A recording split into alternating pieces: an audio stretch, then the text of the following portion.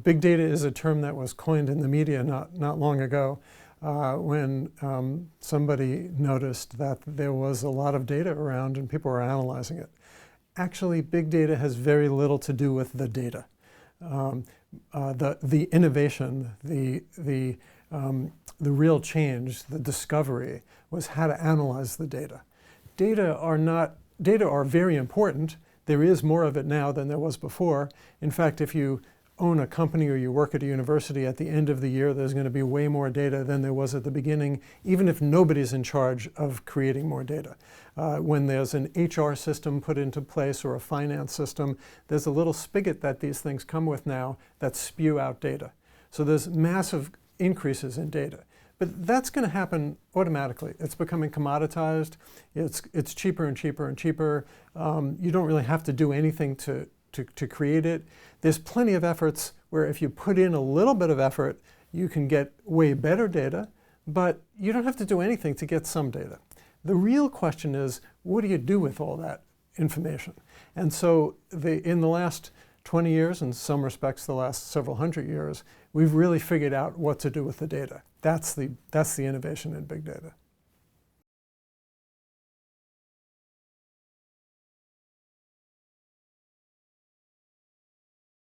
So it depends on the way you look. So it's certainly the case that that technology has produced enormous advantages for us all, including even expression. So let's take social media. So social media is is easily the largest increase in the expressive capacity of human beings in the history of the world. One person potentially can say something, and at least it's possible for billions of other people to read it. Or a few billion other people, maybe not 7. But that's something that never happened before in history. It's not possible, however, as a side point, you're interested in big data, it's not possible for any one person to understand what billions of other people are saying. So just to continue on with the point that I was saying a minute ago, having more data all by itself is of no help whatsoever. So having access to millions of social media posts is terrific for a researcher to try to understand what people are saying. But if you don't know how to analyze 1 million social media posts, what are you going to do with the 600 million that are going to appear on the web today? This is not. It's just going to. What do you write them all down on index cards and we'll fill up the room? It's just not going to help at all. So there's a lot of change, and if we can make it actionable, it can be very useful.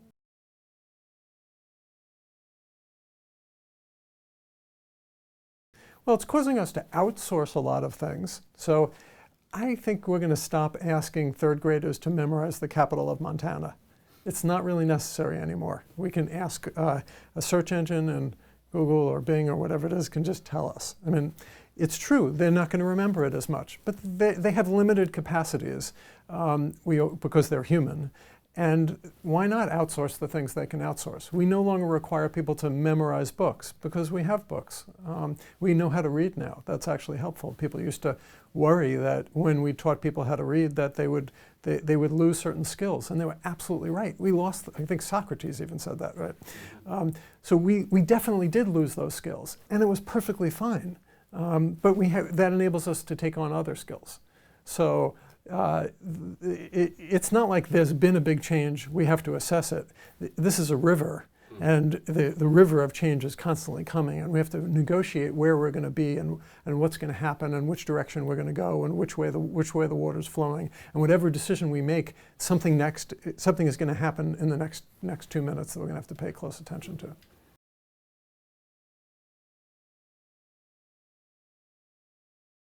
So you're making an interesting empirical claim, which is that nowadays it's harder to figure out who's trying to influence you than it was in the past. It's not entirely clear that's right. I think it's an interesting claim. I think we could study it. I don't know I don't have a research design off the top of my head, but we can come up with some for sure. But it's not at all clear it's right. Most newspapers back then, whenever it is you were exactly talking about, were partisan. Well, so does that mean that we knew they were partisan? Well, people tend to choose just one newspaper. Just like today, they'll choose one TV show or one newspaper, typically in the same ideological direction that they're interested in, same as they did in the past. And, well, what does that mean? Does that mean that they're going to be influenced more, or did they actually make that choice and they're going to be influenced less? I think that's that's a very difficult thing to study, but I think it needs to be studied rather than assumed. So next thing you're talking about is things like the Facebook experiment. So that was an experiment. That wasn't a big corporation trying to influence people. That was some researchers trying to understand what was the effect of more or less positive news in your news feed. Okay. First of all, it's probably an interesting question. Like, I think I'd like to know the answer to it. Whether the researchers followed appropriate procedures, that's a good question we should ask, but that's not the question you're asking.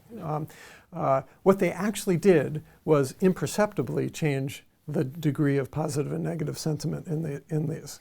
So it's not reasonable to think that people know more about what's going on in that case, but it's also not reasonable to think that they could be influenced very much at all by that. So that's an experiment. But I think you're perhaps more interested in what happens when companies or politicians are trying to influence us in all kinds of other ways. And there's certainly many more channels to reach people now. And that's really interesting. So, and which of those channels are influential? I mean, the whole area of media, as you well know, in political communications is known as the minimal effects literature, right? Well, is that really right? I mean, I sort of doubt it, but everybody doubts it. But the evidence actually is the effects are pretty small. The other thing that I think we should say is that I don't think people get fooled that easily. I think from a very young age nowadays, people develop very strong BS detectors. They're shown an ad and they question it and they ask what's wrong with it and they ask like who's trying to steal money from you. One of the reasons the survey research industry in the United States has basically crumbled at least from a scientific point of view, is because we've been so over-surveyed. You answer the phone, somebody calls you up and says, are you interested in this subject? And you know perfectly well they're trying to extract money from you, right? And you question them very carefully. Is this a sales call? And then of course they respond, no, this is not a sales call. I'm just trying to provide information. Yeah, right. Who's going to make money? Right? So people know these things. They're not fools. But it's an evolutionary war, a very fast-paced evolutionary war, where people learn these things. The people collecting the data and trying to influence you keep innovating.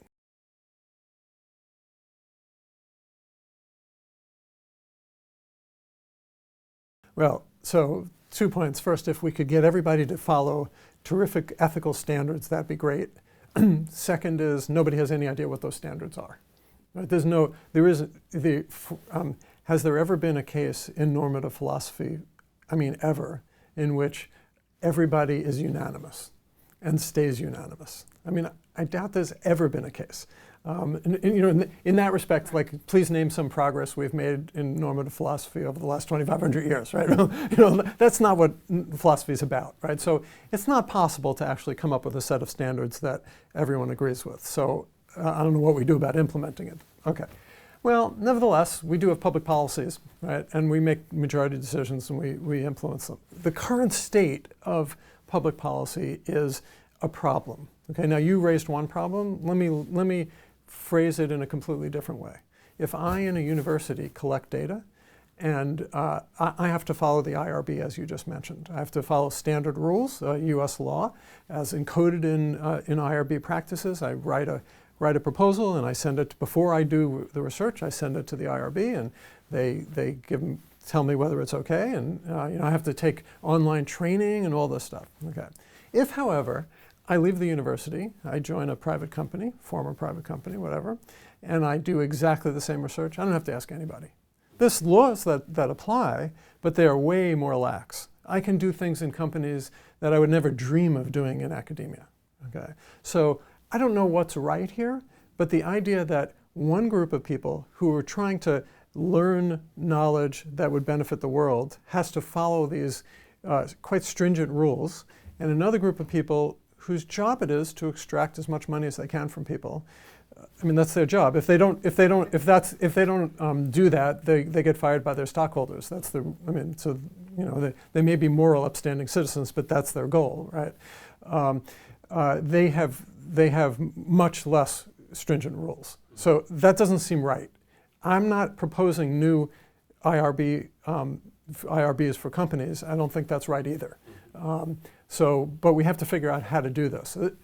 This is especially important because it used to be that most data in the world was created in or existed in universities and not much in private companies, and now that's completely reversed. Now the vast majority of data in the world is behind the doors in private companies. And so if we bother the companies enough, then what's going to happen with laws, if we bother the companies enough with laws and things like that, what's going to happen is they're not going to do research at all. And that's going to really hurt humanity. So we have to find some way of balancing. And I don't know exactly what that is, but it's very important.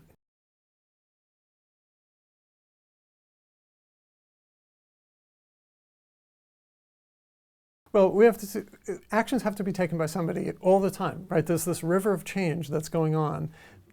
We're not going to have a solution. There's not going to be a solution by saying, oh, we'll just pass a very clear set of laws. We'll get together all the ethical philosophers, and they'll come up with an agreement, and then we'll impose the agreement, and everybody will follow it. Even if that were possible, which it is unquestionably not possible, even if it were possible, it would be irrelevant the moment we passed it, because first of all, it would take us years to come to anything remotely resembling an agreement.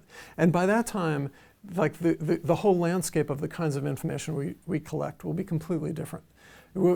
So we have to figure out some way of understanding everybody's needs. If we only focus on privacy invasions, which is what the media and the public seem to be focused on now, then they're going to miss the enormous benefits of this change in the world.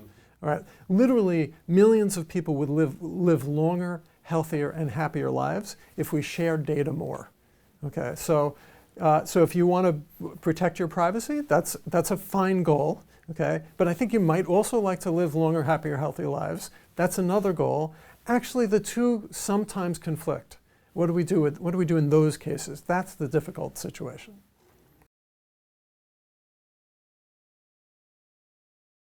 I think there do need to be new structures of cooperation. In fact, I think there needs to be a new treaty between private industry, between researchers in universities, and the government. So the government wants to, stay in office. That's their job, right? To keep people happy. It's a democracy, a representative democracy.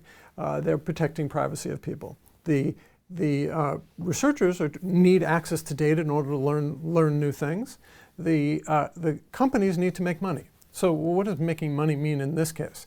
They need some regulation. Like, companies actually like regulation because they get a playing field. Right now, to be in a company is like random terror. You think you're doing the right thing, and then all of a sudden, you take Facebook, right? So they had some researchers that were doing research to improve their product.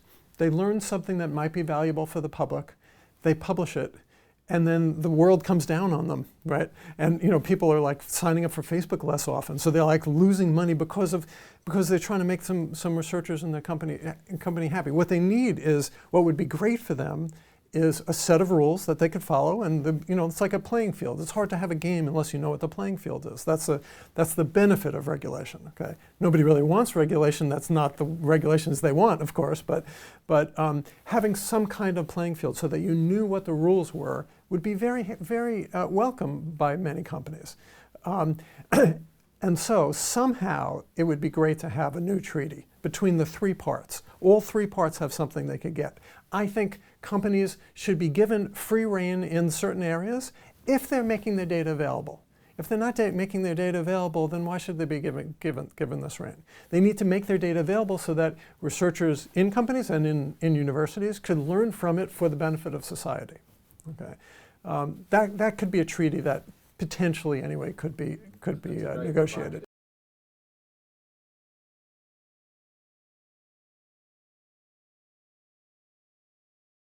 No, I think that's absolutely right. I think that is part of what the treaty has to pay attention to, because otherwise the government's not going to be one of the three parts of this agreement, right? So, it's essential that we rein governments in also. There's a reason, by the way, why why researchers in universities have to follow more stringent rules than companies. It shouldn't be unlimitedly more restricted than the companies, but there's a reason why it's more restrictive. They're using federal money. The federal government, when they do things, they have the power to kill people if they want, and to do all kinds of other things. And in history, not only recent history, but in the past, they've abused the power. And so paying more attention to them, following the rules more clearly, makes perfect sense. Okay. But that doesn't mean that other folks who also have lots of power should be completely unconstrained and not allow anyone else to have the data that might tremendously benefit from it.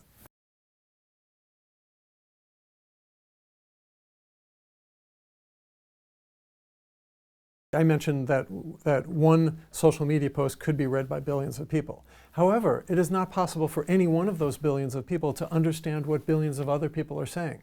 And that's because everybody's completely inadequate, because they're all humans, right? So no one can read millions and millions and millions of social media posts. So the solution here is better methodology. Right? So we have millions of social media posts. It turns out not to be possible for a person to digest those, no matter how much. So the debate between quantitative and qualitative methods, over. It just does not matter. Okay? The only thing you could do is some type of quantitative method that can understand what millions and millions of people are saying. So that's some of the things that we've been working on. So when you have that, then all of a sudden there are millions of people expressing themselves, not alone, not in the wind, but in a way that is actionable, that literally other people could hear. And there's a way of aggregating and understanding what all these people are saying. That's not been possible, back in human history. Now, actually, we can have a conversation, some type of conversation, with millions of people involved. Like, what would you have done without electronic technology or computer technology, right?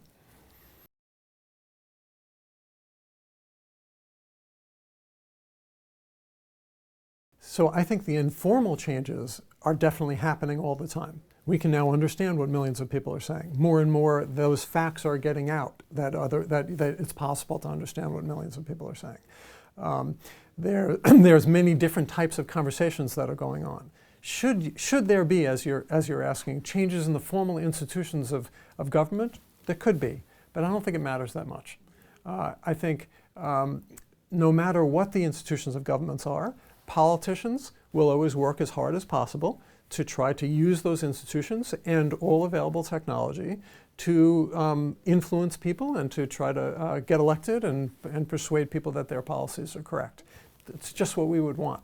Their task as politicians is very different with social media than without social media. It's very different with the ability to target individual voters than it was without that. There's lots and lots of change in campaigns. Every single campaign you see different types of technology used, more and more of it.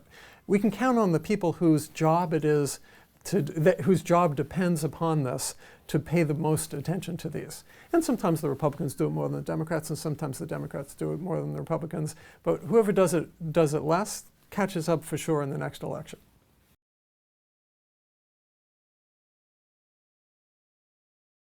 I think you're missing the weak link in the chain, which is the human at the other end. Because they actually have lives. And except for a small number of them, they're not actually that interested in politics. They don't actually spend 90% of their time thinking about politics. A few percent, like a single-digit percent of their time, they're thinking about politics. Yeah, probably. That's right. And so the idea that they would be willing to vote, to familiarize themselves enough on all the important issues and make informed decisions, I think they'd be very happy to not have to do that, unless it was a really important decision. And so if you want to design a system that elicits more information from people, that's okay. But just having them vote more, I mean, we do that in the United States. In the United States, people vote on many more issues than they do in European democracies. And they vote less. Right? In fact, I have a graduate student, Ben Schneer, who's doing a terrific dissertation on whether additional channels of participation wind up causing people to participate more, or whether one channel substitutes for others. And the answer is it substitutes. If you offer people, he studied the petitioning, direct election of U.S. senators. Before the direct election of U.S. senators, there was a tradition of petitioning members of Congress about all kinds of issues. There were tons and tons of petitions. And then the moment that you had direct election of Congress, a lot of that got channeled into elections, and petitioning dropped precipitously, even after extremely careful matching of states, keeping states that passed the direct election at different times. It's unquestionable that people have not a fixed budget, but a relatively small, not that changing budget of effort that they're willing to put into participation.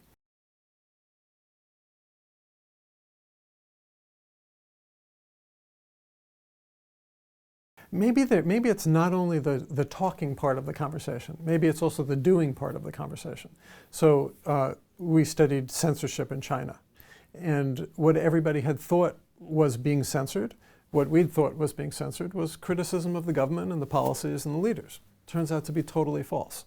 You can say anything you want about the leaders, and it's not censored. I mean, you can say that the leaders of this town are all stealing money. Here's how much this is where it's being hidden, and they all have mistresses, and here's their names. No problem. But if you say, and let's go protest, that will be censored. Okay? They don't, and in fact, if you go say the leaders of this town are doing a great job, let's go have a rally for them, that'll also be censored. They don't care what your opinion is. They only care what you can do. So that's an interesting point that's relevant to what you're saying. So people use new methods of communication to express themselves, to try to influence each other, to try to understand what each other has to say about many different policy issues, and also about cat videos and many other things. But at the same time, they sometimes use it to do things, to take action. And that's very interesting. Because although they could do that before, there were certainly protests before the internet existed, perhaps the speed at which these things can happen potentially has increased.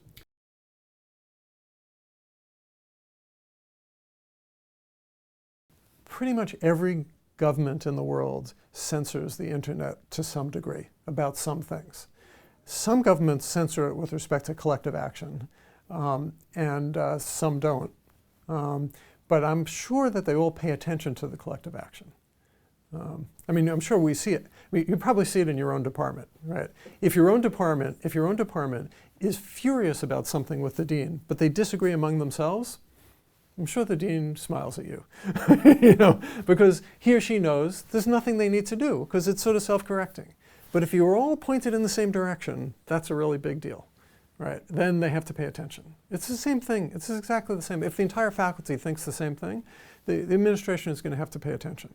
If they think a lot of different things, well, you know, then there has to be a decision, and it might just as well be the person in the administration who makes that decision. Right? It's the same thing. It's actually not a different situation managing a bunch of academics than it is managing the populace of a big country.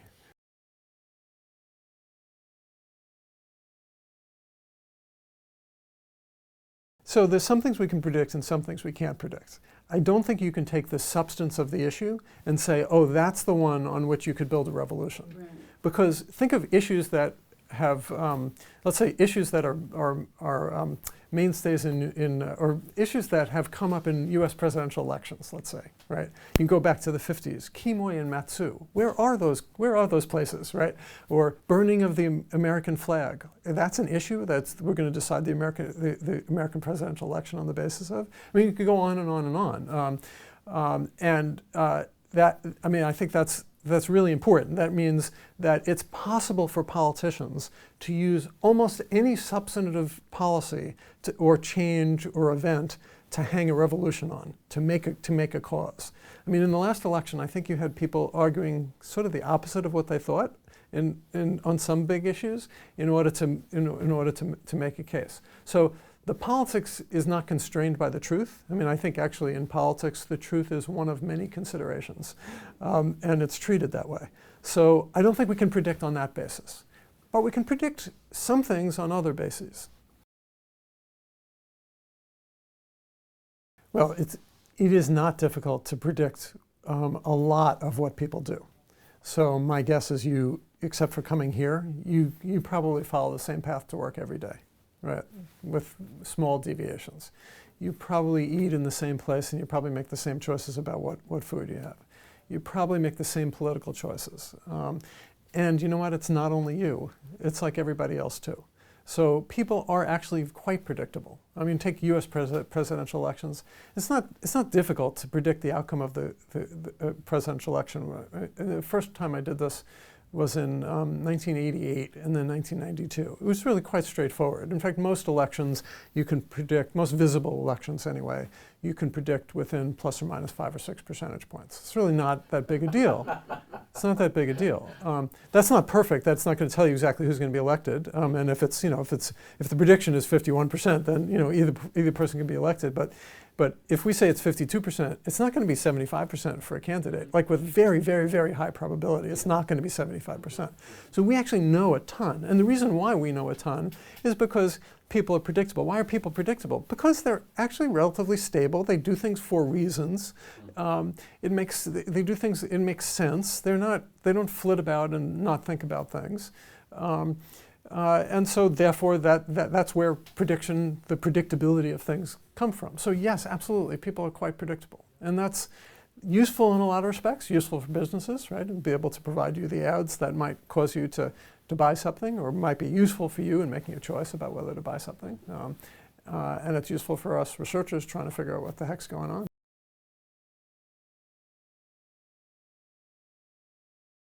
I have never heard of a coherent definition of what free will is. If you're defining free will as unpredictability, that's that plus or minus 5 or 6%. Okay, so I mean, obviously we're not going to solve this problem here. Otherwise, we're going to turn off the film and we're going to write an article. I actually don't know what free will is, although obviously I understand what you mean by it, or what you mean why you're saying it. Well, let me just say one more thing. Yeah. Okay, so we're encapsulating stuff we know. Let me just take a simple case. Okay, most mathematicians I know, I'd say most, not all, but they're actually not very good at arithmetic. I myself am not very good at arithmetic, like adding up big columns of numbers, and like I'm just not good at that, right? And even multiplying some things, like I'll just go do it in a calculator, right? But yet we do higher level mathematics, right? So we've encapsulated this one thing. We've sort of made our own determination that calculators will be here for the rest of our lives. It's okay to not be good at that, right? So that seems like unambiguously good. I don't think we've lost any free will by being able to take something that was automatable and delegate it to something else, right? So when would we worry about something that when we were offloading? I mean, do we offload moral decisions to others? Not usually, right? Do we offload, I don't know, thinking great thoughts? Sometimes, but we'll judge them, right? But most of the things that we can offload now, it's really terrific. Like, I want the driverless car. I want it now, right? I do not want to drive to school, right? Or drive to work every day. I would much rather be driven to work, right? As I'm sure you would be as well, right? That seems, I would lose some things, but I think I would benefit a tremendous amount.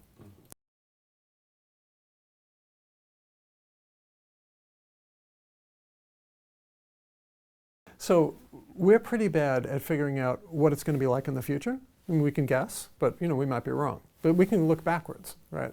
So hundreds of years ago, well, right now we're all, like most people doing big data, are spending most of their time trying to figure out how to run the analysis they want, despite the fact that computers are not infinitely large, right? And not infinitely fast. So most of those calculations are, because you could write down the model, you could estimate it, but it would just take forever, right? So you come up with these cool ways of making the algorithm faster or things like that. Hundreds of years ago, if you look at the first mathematics texts, they were filled with tricks to avoid not using too much expensive paper, right? So there's been a change from that to this. In some respects, obviously, there's no change at all. We're dealing with something different, but you're dealing with constraints in both cases. I'd much rather be where we are today than where we were hundreds of years ago, because I mean, why not, right? We can make much more progress. I don't know whether you do ... into the future, whether that's going to continue, but I think it probably is. Right? There's certainly some proofs that I do that are sufficiently mechanical that, if a computer could do it, and I was sure that the computer was right, that'd be okay. We want, an interesting thing about mathematician, which maybe you've talked about with your husband, is that we as human beings require every proof to have two things. First of all, it must be mathematically true. That is, each line of the proof must be 100% true. And second, you have to provide intuition. Now, no one has any idea really exactly what that is, but it's just sort of some vague intuition. If you only had the intuition, there's no way that that would ever be published in a mathematics journal. If you only had the proof, that's not sufficient, actually. Like they don't want to publish that unless you have some idea of like, why would it be true, right?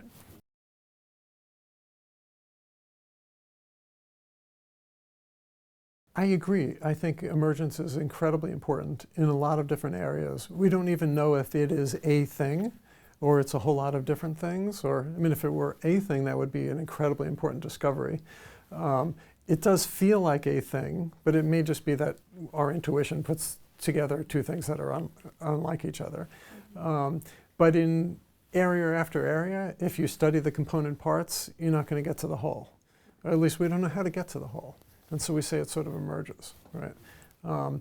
We can, I can tell you how the outcome of the presidential election is going to go down. I can probably tell you how you're going to vote, but there's going to be changes in what happens to you that are not necessarily going to add up unless I know what's going to happen with everyone else. Maybe I can predict what you would write on social media, but I can't predict what the conversation is going to be like. That's an emergent phenomenon, right? It depends upon how you react to other people who are reacting to you, who are anticipating what other people were going to say, and so it gets very complicated. In order to analyze the concept of emergence, you certainly need big data. Certainly need lots more data than we ever realized.